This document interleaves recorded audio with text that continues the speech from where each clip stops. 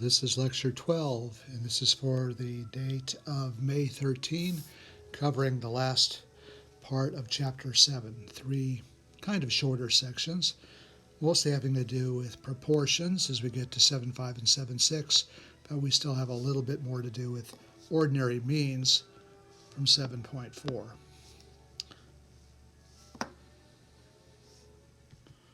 Okay, to start 7.4, they're looking for applications of the sampling distribution of x bar, which has to do with the central limit theorem, which means we have sample sizes. And we take all possible samples of the same large size from a population, and if it's greater than 30, we don't care if it's normal or not. If it happens to be normal, we don't need 30, we could have less. That's kind of a summary of that. Calculate the mean for each of these samples. If we did all of that, then about 68% of the sample means would be within one standard deviation of the population mean. They're just rephrasing the empirical rule, something I don't really have a lot of patience for. It's way overblown, but it does give you a nice idea. 68, 95, 99.7. But we've seen this kind of thing before. The big difference is now we've got mu of x bar in the middle, and then plus and minus 1 sigma x bar, which is the same as sigma divided by the square root of n, as we've seen. And the same thing goes with 2 standard deviations. It's 95.4% of the sample means within the 2 standard deviations. This is looking very familiar, just a slightly different context, but now we add and subtract 2 standard deviations. Find about 95% in the middle, and then of course if you go to 3, then you've got quite a bit. All but 26 and 10,000 of these would be within 3 standard deviations of the population mean. And there's the picture, not exactly drawn to scale. If you drew it to scale, it'd be a lot further out, like that. But do not worry about that. All we're looking for is the fact that you've shaded in the correct area that happens to be either on the left side or the right side, or maybe straddles the mean. Here's an example, though. Assume the weights of all packages of a certain brand of cookies are normally distributed. They said that. And the mean is 32 ounces, standard deviation of 0.3 of an ounce. Not much of a standard deviation. Find the probability that the mean weight x bar of a random sample of 20, don't panic because it's less than 30. It said normal. We've got the green light on. And we'd like to get this probability that the mean weight of a random sample of 20 is between 31.8 and 31.9 ounces. Notice how close that is to 32 ounces. And I think a picture speaks volumes, so I'm going to lead off with a picture, which is what you should consider doing in order to put some light on the subject. And yeah, there's 32 right in the center, and these 2 values are somewhat to the left. I don't know how far to the left. Don't worry about it. Just put 2 values on the left, and well, we already see where the z is going to come from, but let's go ahead and calculate it out. And because of some glitches, we have to fill in some of the formulas here. Okay, we know that the mu is equal to 32 ounces. Mu sub x bar, mu, same thing. But sigma, which is sigma sub x bar rather, is divided by square root of n, and we will take our 0.3, divide by square root of 20. On your calculator, you get about 0.6708, which might be good enough. They're going to go ahead and put extra decimals. It never hurts to put extra decimals in calculations. A lot better to have too many than to have too little. And so the z value here will be simply the main formula redesignated as x bar minus mu over sigma over square root of x bar. We're not going to need this part. But this, of course, is the same thing. This is the way I've been teaching it for years. X bar minus mu divided by sigma over square root of n, which is probably already calculated, especially if you're using a TI.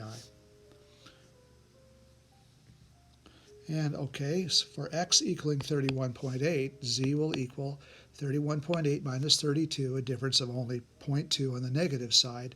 We'll divide by this sigma that shows up again and again, and we get a rather extreme value of negative 2.98.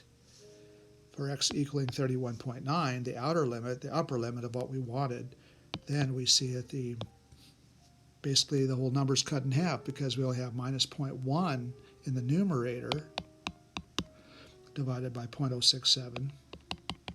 And so we get exactly half of what the prior number was. These are our two z values, basically about -3 and about -1.5.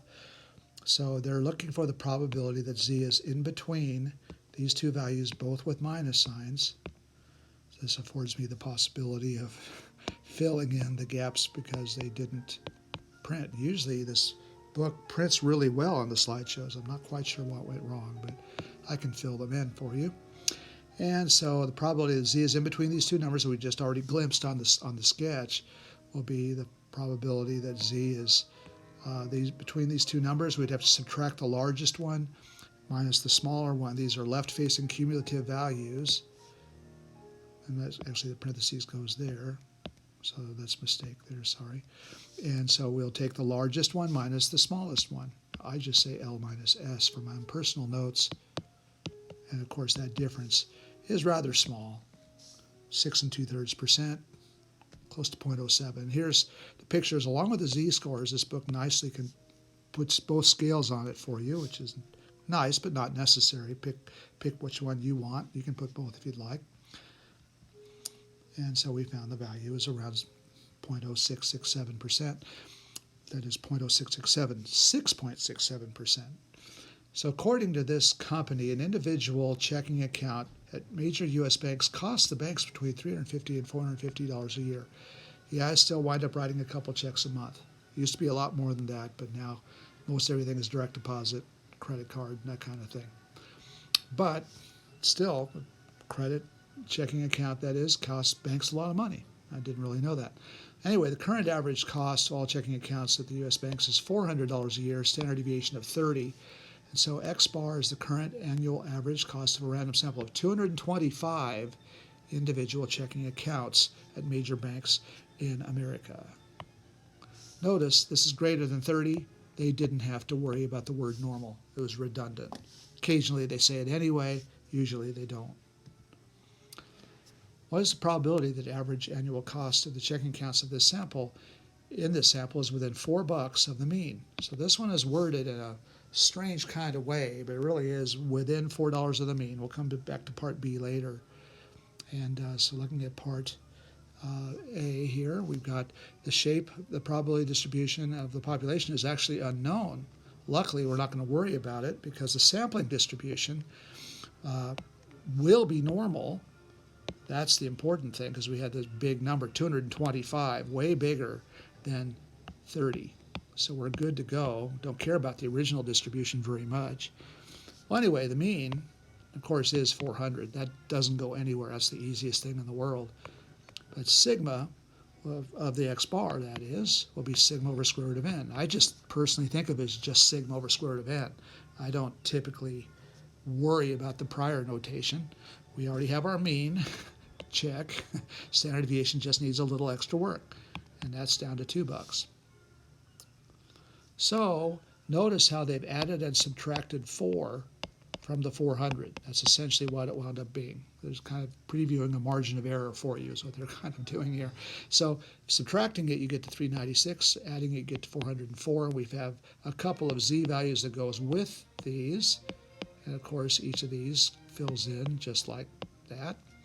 And we've already found all these values, so it's just a matter of finding them. 396 minus 400 is a -2 for your z, and 404 minus 400, very nice round numbers, is equal to a +2. Put a plus there if you'd like. It's hard to write a plus now. Okay, so the probability that the mean of these 225 particular accounts will be within this rather tight margin of error, more or less, within this tight window, will equal the same thing as the z being between -2 and +2, something ironically that we already saw. So actually it had some use. Empirical rule having use, amazing. I don't usually go for it, but in this particular case, we actually previewed it, and we got the answer. From your table is around 95.4%. And that happens to be within $4, which is what the question said. But we find it more useful to write it that way. The book occasionally will write it in a way that isn't so easy to understand. But life is like that. I had a class in this kind of thing, consulting, before, and yeah, people know what they want, but can they say it in a way that makes sense? Sometimes they can. Sometimes they can't. Sometimes there's nothing to do because what they're asking is either impossible or just pointless. And sometimes they're very well laid out, they just don't know exactly what to do next. And those are the easiest cases I found. So we already saw this picture before, but that's what we just did. Z was being between -2 and 2, or the values that were within 4 of the mean. So there's your +4, there's your -4 of the 400. So that's just a quick summary of that. Okay, so we have another one. Let's go back to part B so we can read the problem. What is the probability that the average annual cost of the checking accounts in this sample is less than the population mean by $2.70 or more? Another one that's a little hard to read. In case you're worried, I don't typically go for problems like this, but they are in the homework, they are in the web work for sure. So it's the type of thing that people would want to know about. You just have to break the problem down. Okay, so going back to this, we had that 270. So we subtract $400 minus the $2.70, and this is the number we get. And so for x bar equaling $397.30, z would equal x bar minus mu divided by sigma sub x bar. These numbers are falling into place. Some of these we already saw. The 400, the 2.00 were already there. Our particular z value, a single one for a change, is just 1.35. So the probability that, actually this is a negative, isn't it? Because this number is less than the mean. So we have a negative 1.35. And so the question is, what's the probability is that x bar is less than $397.30? Looks like a little bit of an error, sorry. And that will equal the probability that z is less than, sorry, another mistake, that z is less than minus 1.35, which happens to be around the bottom 9%. This is pretty close to the 9th percentile. We had seen it as P9. We didn't really overdo it in this book on that. So that's approximately another way to say it. So to put it into the words that they had the problem, the probability that the average annual cost of the checking accounts in this sample is less than the population mean by 270 or more. So notice this is on the left side because it's less than the mean. So that's important to see what side you're on. And then find out the 270. That would just be a point estimate. Use the point estimate and then put the direction in afterwards. Don't try to do everything at once. This is a problem that would be difficult for many people if you try to do it too fast. So anyway, kind of a tougher one. And here's the picture finally. Should have given you the picture much earlier.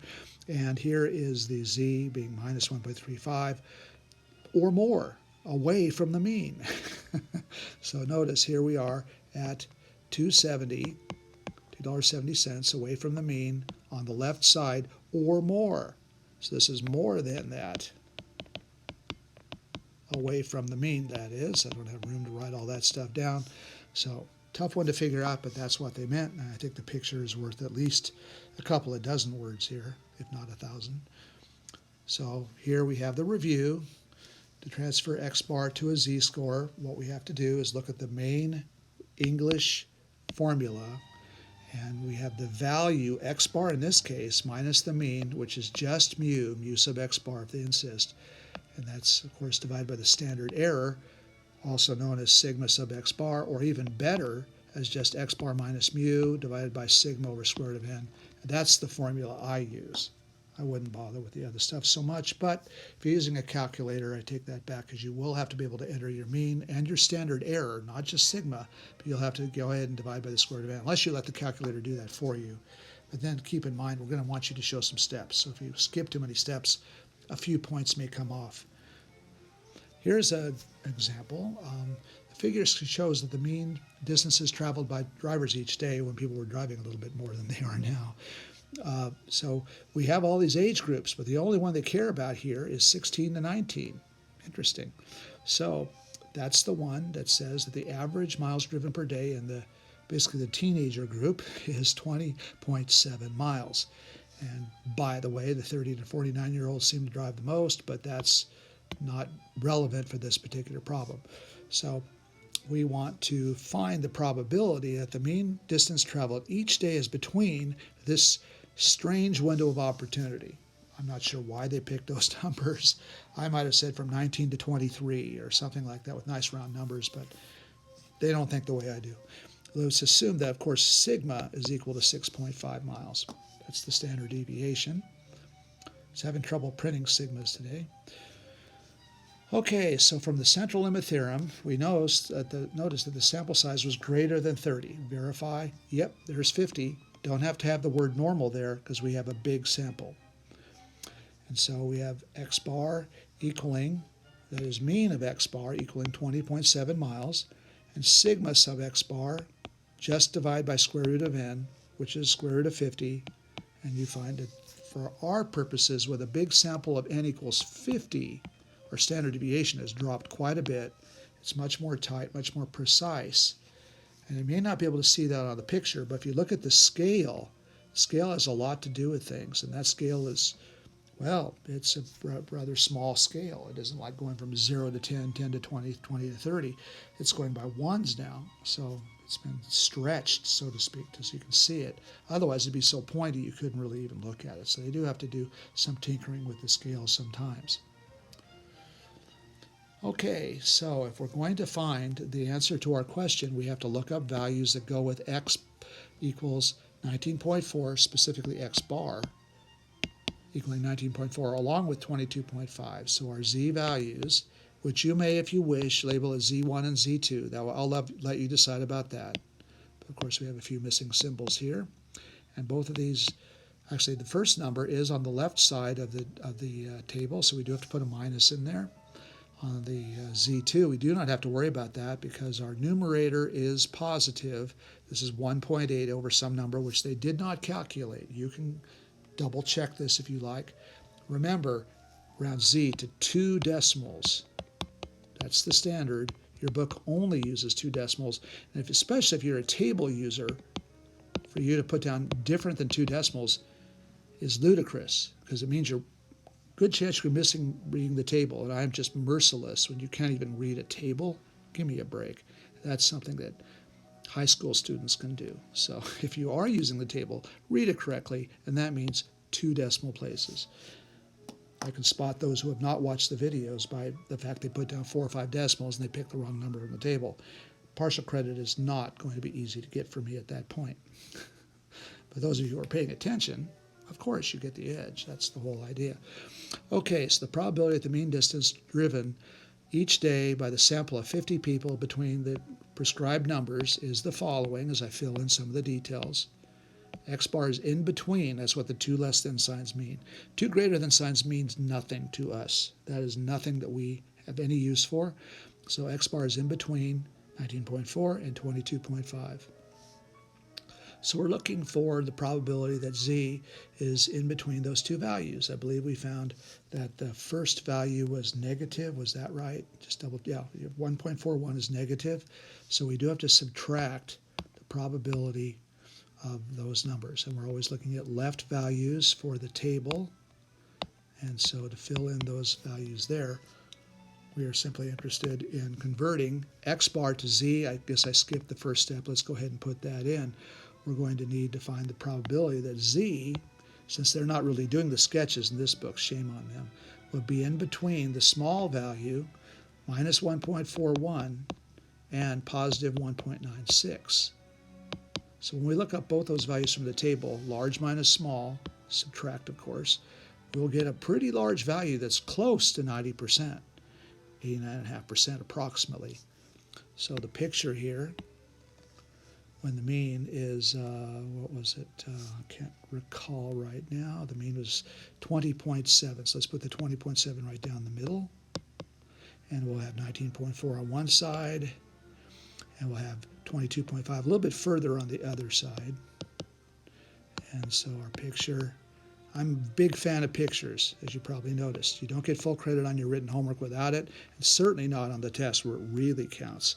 please use your sketches. I'm a firm believer that they help the average student immensely in figuring these things out. If you're not one of them, I'm sorry, but most people are helped by the sketches. So we find that that value is in the shaded area, not drawn to scale, more or less, but I did pick a number on the left side, a number on the right side, and yes, I did show the mean for context and shaded in the area that we were interested in. Okay, so here's the picture. It's just a little pointier than what I had.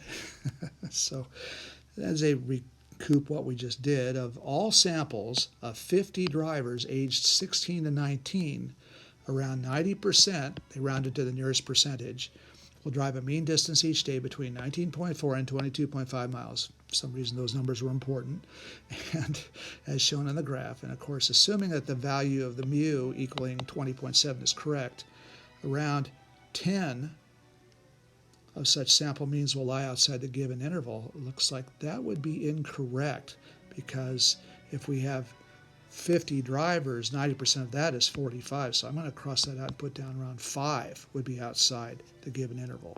So you might have about 3 or 4 over there and 1 or 2 over there. If you happen to be measuring 50, which we generally don't worry about, so do not worry about this. They're kind of overanalyzing just a little bit. But if that were the case, around 5 or so would not be in that interval. Too large or too small.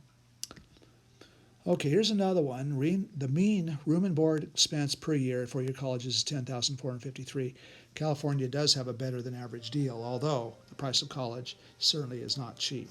It wasn't when I was a kid, and it's certainly not now. In fact, it's probably a little worse now, prorated for inflation, et cetera, et cetera. But you randomly select 9 for your colleges. That's a small number. So I'm looking around for the word normal. There it is, because without it, you'd have to shut this problem down. I will not give you any problems like that on the test. Now, on the homework, it's kind of rare, but there might be 1 or 2 in there, and certainly web work is highly unpredictable. I have not had a chance to look at their thousands of versions that they have. And yeah, they might sneak in one where you just cannot do it, namely a small n, less than 30, and they forgot to mention normal, or they might even have said the distribution is skewed or some other thing. And then you just can't do it. You have to call the statistician, I suppose. Well, anyway, getting back to the main topic. If we have the mean as 10,453, well, then we'd have to get to find the probability that the room and board is less than 10,750, along with the standard deviation of 1650. So first of all, we know that the mean is just equal to 10,453. And, D is up here, sigma, which is sigma over square root of n, is 1650 given divided by the square root of 9, which fortunately is just 3. And 3 goes into 1650 pretty easily. So that one, you didn't even need a calculator for. But that's a rare problem, I'd say. And please, of course, use your calculator unless you're absolutely sure. And it is normally distributed, so of course the central limit says that the sampling distribution of the sample means is also normal. It never gets worse, it only gets better. And then we're looking at the area to the left of 10,750. That number, by the way, is larger than the mean. Notice the mean was 10,453, and we've got a number that's larger, but we're facing to the left, just the way the table faces, so I'm not complaining. So z, of course, is equal to, and they did not bother with the formula. We look at the difference, which is close to $300, 297, positive to 297, and we already found that the standard error, another name for this, is 550, and we have a moderate z value of about a half, so 0.54. And all we really have to do is look for probability that z is less than 0.54, and the table works perfectly for that. And so all we have to do is, as we remove this, the probability that x bar is less than 10,750 be the same thing as the probability that z is less than roughly a half, which is pretty close to 71%, a little over 70%.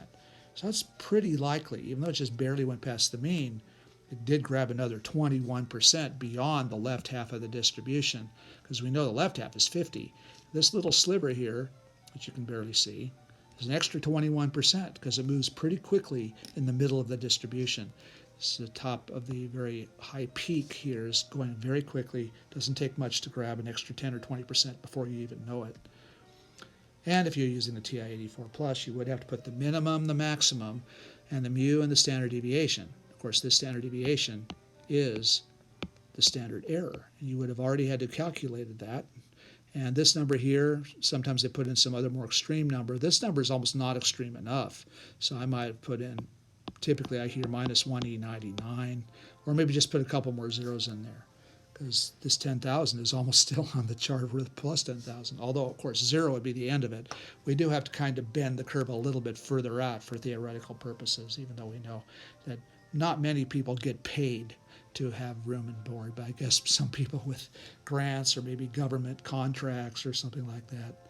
Yeah, I don't want to get into it, but when I was at UCR, when I was a statistics student, it seems like half the class were government agents from Guatemala or other parts of South America, and they were being paid handsomely to go to school. Not me. I was just there as a student. Imagine that. Anyway, about 71% of such samples with n equaling 9 will have a mean less than 10,750, and about 29 of these sample means will be greater than 10,750. So I'm not sure where they got that 29. This does look like a mistake. So the point is, this is 71%. There we go. So 70.5, close to 71%. And yeah, so let's ignore this part. Oh yeah, okay, there it is. I see it now. 29%. Yes, so they're just looking at the other side of the curve. Of course. Yeah, we can do that. So if 71% is facing this way, then to go the other side, which they just suddenly threw a curve at you, is 29%. Yeah, that's also true. That's just the complementary rule, P versus Q, et cetera, et cetera. So let's move on. Finding probabilities for X and X bar. Some college students use credit cards to pay for school-related expenses. And so, for this population, the amount paid is normally distributed. There's a mean of 1615, standard deviation of 550. What's the probability that a randomly selected college student who uses a credit card will pay less than 1400? This is a review of before. This is nothing new today. But here's the main topic, 25 college students. And what about their mean amount being less than 1400? I love problems like this. They're saying almost the same thing, less than 1400, which of course is somewhat less than the mean, so it's something on the left part of the curve. But notice the difference between one college student and 25 college students. Let's take a closer look. Okay, so here we go back to the beginning of the chapter, and we just simply look for the z-score that corresponds to x being less than 1400. Not x bar, it's just z equals x minus mu over sigma, which is 1400 minus 1615, $215 less than average, minus 215 divided by the standard deviation. Coincidence, it looks like the same number as before, it's a coincidence. And so this number would be equal to a negative 0.39. So the probability that the student paid less than 1400 is the fact that the probability of x, just x, an individual, being less than 1400 is equal to the probability that z is less than 0.39, which happens to be about 35%, 34.83%. But in part 2, we have 25 people here. They did mention normal. You can go back and rewind the tape, so to speak, if you want. But normality is fine. 25 is not quite 30. But we're still looking for x bar to be less than 1400. And so z now, we just modify the formula, take x bar minus mu and divide by sigma over square root of x. Sigma of x bar, I made a mistake there. The numerator is exactly the same. That part is the same. However, our standard error has changed. And we put in 25 in our sample, the square root of that is a 5, and 550 divided by 5, another easy one, happens to be only 110, which effectively multiplies the z-score by 5. We had a moderate z-score of minus 0.39. Now it's minus 1.95, close to minus 2. So that's the difference. And we can see the difference in the probability as well as we look it up. When we look it up, the probability that z is less than minus 1.95, which is what we're after, x bar being less than 1400. Now we're down to about 2.5%. That's quite a bit less than before. Quite a bit less. Notice we have nothing to do with the 5s anymore because this is an exponential situation. So we did say, to summarize, there was around a 35% chance that a college student uses a credit card will pay less than $1,400. There's only about a 3% chance, what a difference, that's more like a 12-to-1 ratio, that the mean amount of sample of 25 college students will pay with a credit card is less than $1,400, which is the same as before. But the 35 versus the 3 is the big difference here. So, in other words, for one person to do this is relatively easy, about 1 chance in 3. But you try to get 25 people to average the same thing, it's like pulling 25 people over the line in a tug of war. Oh yeah, it can be done, but it's a lot harder. It's a lot harder. So only a 3% chance. This is called unusual because, as we'll find out more and more later, that when you get less than 5%, many books say this is unusual. It just kind of puts it in perspective. 35% not unusual, 3% unusual, yes. Okay, so let's go to 7.5 finally. 7.4 was the long one today. Now we're talking about proportions. And basically it's a very similar topic. Everything's just been revised to turn into proportions is really all we're going to do. Okay, so if we have the actual P as being the capital X over capital N, this formula is almost never used. Sometimes you may have to get it just because they forgot to give it to you. This one, however, is much more important because the sample population proportion, actually the sample proportion, is X over N, little x over little n. N is the sample size, and X is the number of successes in your sample. So they further describe what's going on. N is the total number of elements in the population. That is the population. And little n, more important for us, the number of elements in the sample. And then little x, that we pay attention to, these are the successes, a specific characteristic in the sample. And we can just disregard this. We're not going to really need that. But it does kind of compare the two. So here we have a problem without a proportion given. And there's a total of nearly 800,000 families live in a city, and more than 500,000 of them own homes. We're only going to take a very small sample and find that 158 of them own homes. Find the proportion of families who own homes in the population and the sample. So in this particular case, they will use the capital X. That's the grand total number of successes and the grand total in your population, all capitalized. However, the sample is little n, and the sample successes is X. And we're turning this into kind of a binomial situation. So the original grand total proportion is 71%. Knowing a census, one might say, why would we bother with a sample? Well, this is for instructive purposes. That's why. And they aren't too far away from each other. We don't expect a bullseye, and it is off by 5%. So I've certainly seen better scenarios. But 66%, it's not terrible. It's not great, but it's not a terrible estimator of the P. But most of the time you get the sample because you don't have the census. You don't have the grand total on things on file.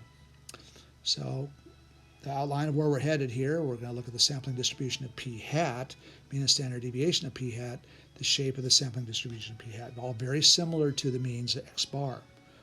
So the definition, the probability distribution of the sample proportion P hat is called its sampling distribution. It gives various values that P hat can assume and their probabilities. So this is going to look somewhat familiar to the last lecture.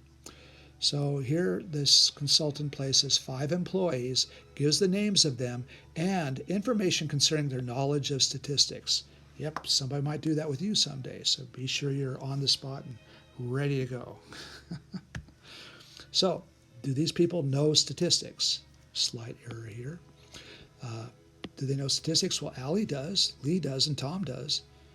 Poor John and Susan, they don't know statistics. Oh, terrible. Well, anyway, we do have the population proportion P, and this is a population. Strange to say, only 5. I'm not even going to bother with the big X and the big N. It's simply 3 over 5, and there's a 60% chance that somebody chosen will know statistics by whatever criteria they state. And now we can get samples of 3. This is starting to look a little familiar. We did something like this before. It's just a little bit different, and we do not worry about the formulas, but 5C3, the NCR, maybe NCX key on your calculator, will give you a 10. And yes, there's an old-fashioned formula that you can use if you really want to. So anyway, that's how that goes. Anyways, that's no big deal. So we've got 10. They're going to list all 10 of them because that is a small enough group that we can list the whole thing. So here we have, in not necessarily alphabetical order, but we do have a sample such as Allie, John, and Susan. And out of that group, only 1 out of the 3 knows statistics. So the p-hat here would badly miss the 60%. 33% was all you would be able to get from 1/3, which is, of course, approximately 0.33. And all the other samples come through. We've seen this a couple of other times when it came to the X-bars and their sampling distributions. 67% is not far away from the 60. Oh, here's the perfect trifecta here. Here we got 100%, but one might be a little suspicious at that point saying, you really have 100% of everybody? Well, maybe they do. If they're statistical consultants, then they'd better. Well, anyway, you got a couple of lowball marks and a couple of more average marks. And so what they're going to do amongst all the samples of 3 is they collect them and find only 3 possible values of p-hat. Basically 1/3, 2/3, and 100%.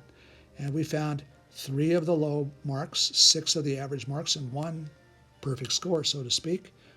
And out of the 10 that were available, which we already calculated, NCR, we find 30% chance there of getting 33%, 6/10 chance of getting 67%, and only 1/10 chance of getting a perfect score. And of course, the sum does equal 1. There could be minor round-off errors we stated before. And so here's the same thing as we had, except they forgot the parentheses here. And we do have the table that's just exactly the same as before with less calculation. So the mean of the sample proportion, p-hat, is denoted by mu p-hat. And I don't care if you use this notation or not. P-hat would be fine with me. That's considered to be good enough. But basically, mu of p-hat is considered to be just p-hat. So let's go with that. And yeah, the mean would be, okay, we don't really actually need the hat. We'll just call it p. Okay, a more important one would be this one. Standard deviation of the sample proportion p-hat is sigma sub p-hat. And this one, although you can call it sigma sub p-hat, and if you're talking about in your calculator, you're going to need one certain number to put that in there. But this number is what we will use primarily. So Z will be using that as the standard error for proportions. P is the population proportion. Q is always 1 minus P. Please use Q. I do not care for 1 minus P. It's just too tedious. I've suffered through many books that don't know what Q is. It's just lots of extra notation for no good reason. N is the sample size. And of course, this formula is used only when little n over the big N, that is the sample size, is less than 5% of your population size, which will always be true. The other one was rarely wrong, where we had to use the continuity correction factor.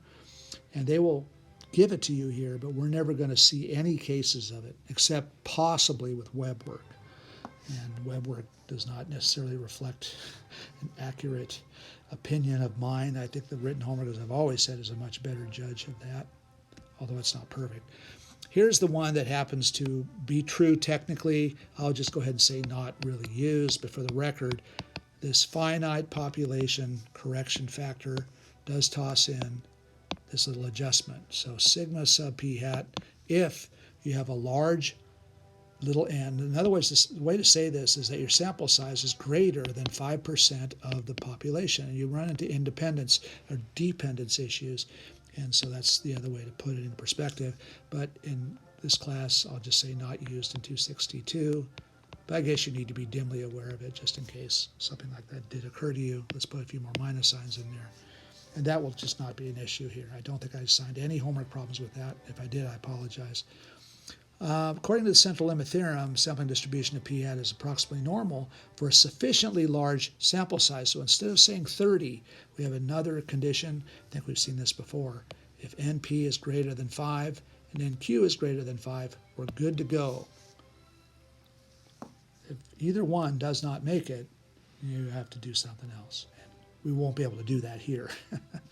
So in this example, this poll does say that 55% of adults polled said that owning a home is a very important part of the American dream.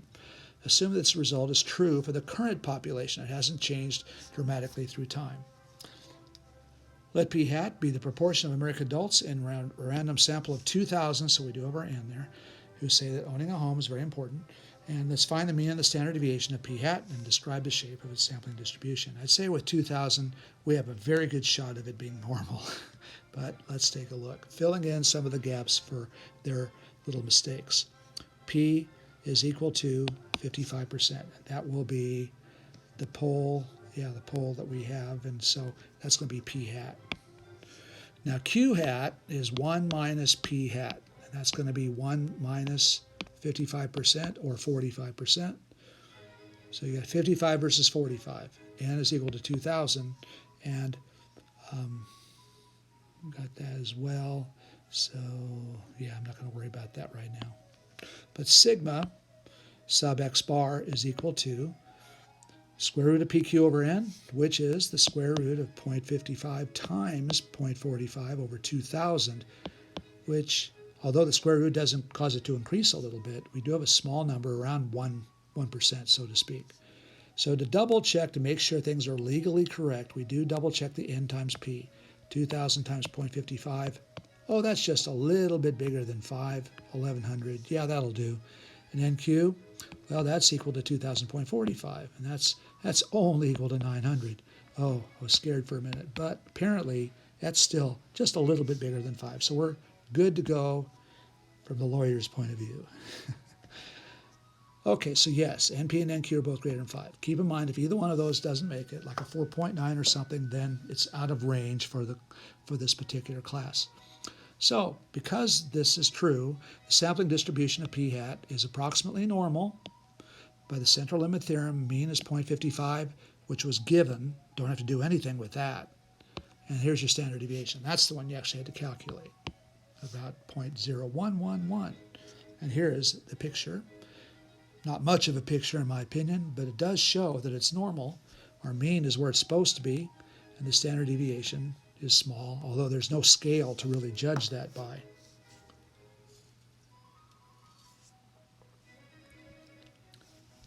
Applications of the sampling distribution of p hat.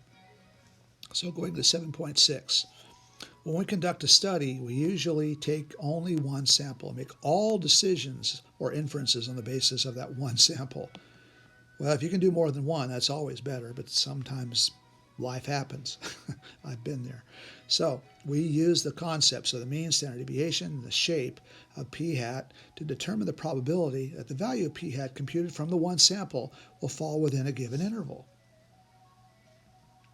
So in a recent telephone survey of American adults, 75% of adults said that college education has become too expensive for most people.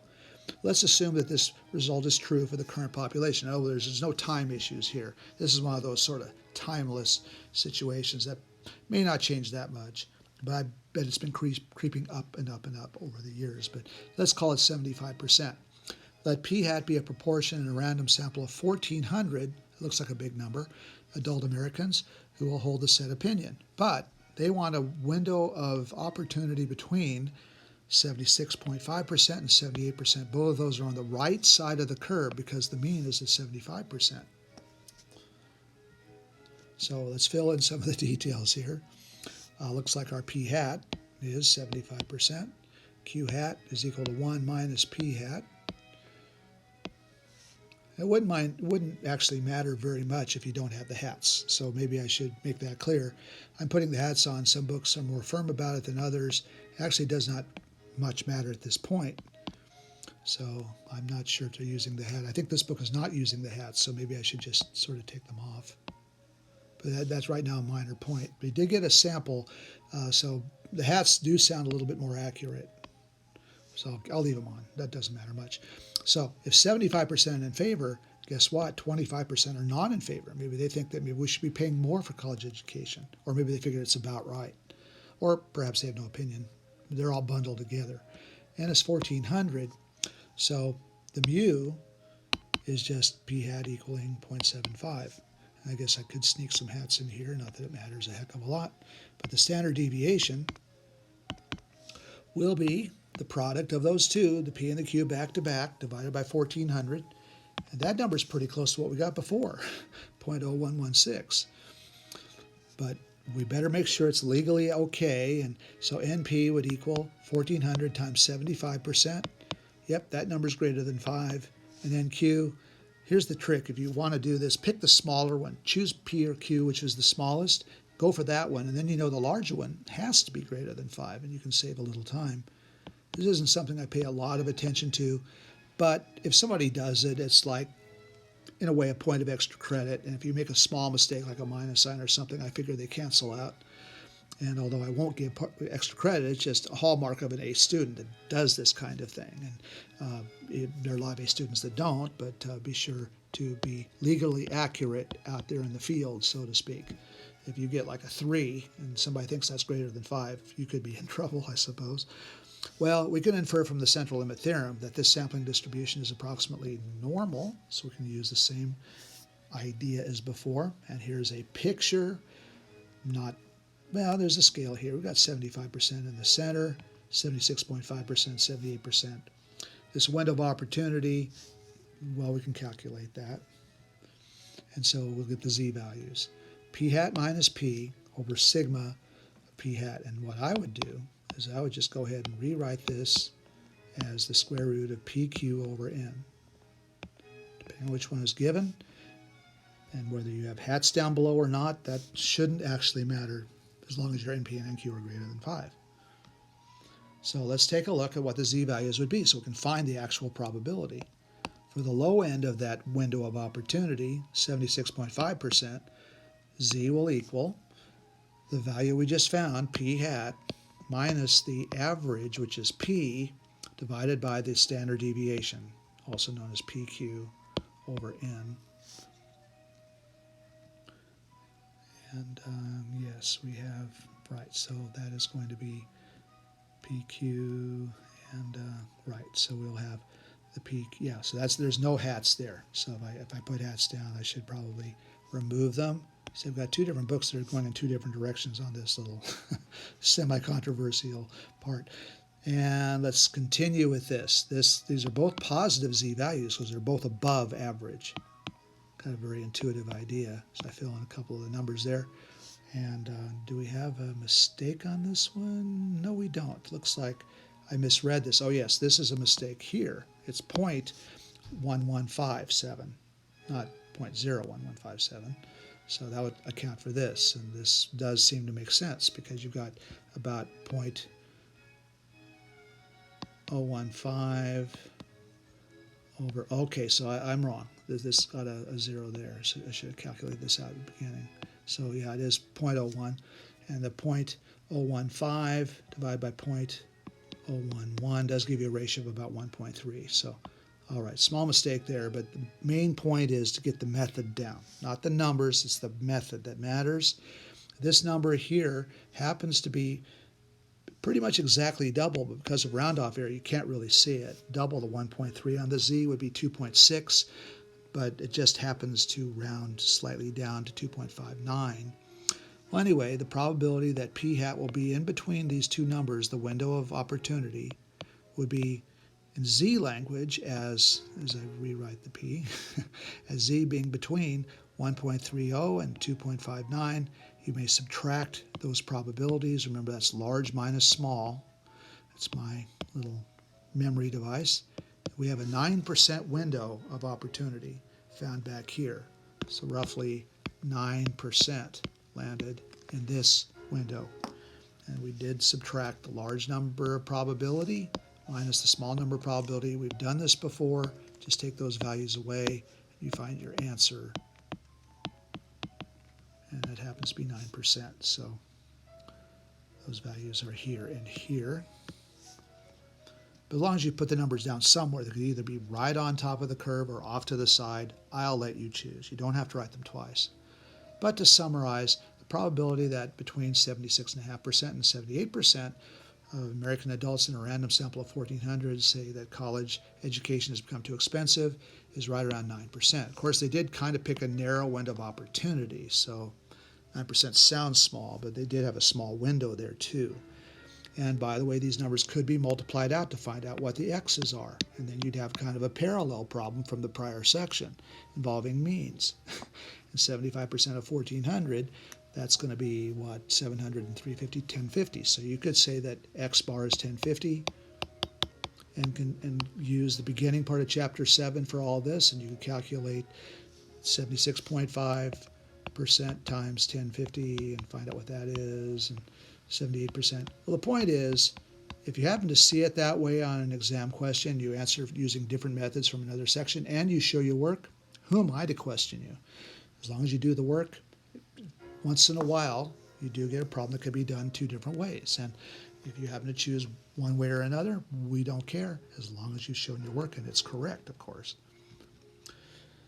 All right, so they're just clarifying it, along with the p hat and z scales as well. Maureen Webster, who's running for mayor in a large city, claims that she is favored by 53% of all eligible voters. So let's assume this is true. What's the probability that in a random sample of 400 registered voters, less than 49% will favor this person? Well, here's the thing. Sometimes polls will say that somebody has won an election or a proposition has won an election. And it turns out they don't. This has to do with the margin of error. And there have been many famous examples of this, but I'm not here to go into politics at all. So we do see the fact that even if a poll had said, and maybe replaced the fact she feels 58%, 53% is replaced by a Gallup poll or something like that.